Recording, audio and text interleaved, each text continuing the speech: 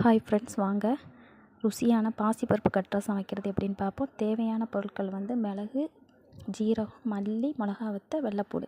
அடுப்பில் ஒரு கடாய் வச்சு அந்த சட்டியில் மிளகா வத்த, மல்லி, ஜீரகம்,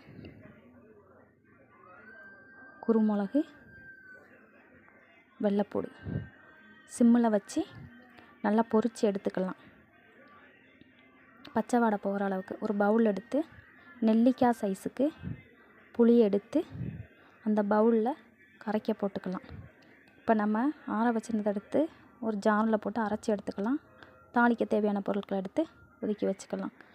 இப்போ நம்ம அரைச்சதை ஒரு பவுலில் எடுத்து வச்சுக்கலாம்.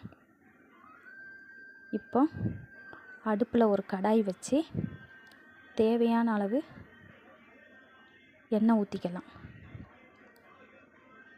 கடுகு, கருவேப்பிலை, மிளகா வத்த போட்டு நல்லா நம்ம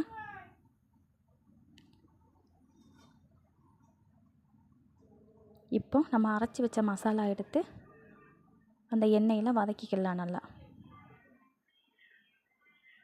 இப்போ முன்னாடி நம்ம ரெடி பண்ணி வச்சுருந்த மல்லியும் போட்டுட்டு முன்னாடி ரெடி பண்ணி வச்சுருந்த பாசிப்பருப்பும், தக்காளி, வெங்காயம் போட்டு நல்லா நான் வேக வச்சு தனியாக எடுத்து வச்சுக்கிட்டேன்.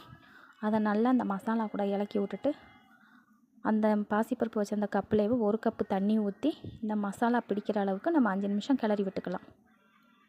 அதுக்கப்புறம் நம்ம ரெடி பண்ணி வச்சுருந்த தக்காளி, புளி ரெண்டையும் கரைச்சி இது கூட ஊற்றி விட்டுக்கலாம். இப்போ எப்போவுமே பெருங்காயப்பொடி கடைசியில் தான் கட் ரசத்துக்கு போடணும். முன்னாடி ரசம் வைக்கிற மாதிரி போட்டோம் அப்படின்னா அதில் இருக்க கசப்பு தன்மை சேரும். லாஸ்ட் ஸ்டேஜில் போட்டால் போதும்.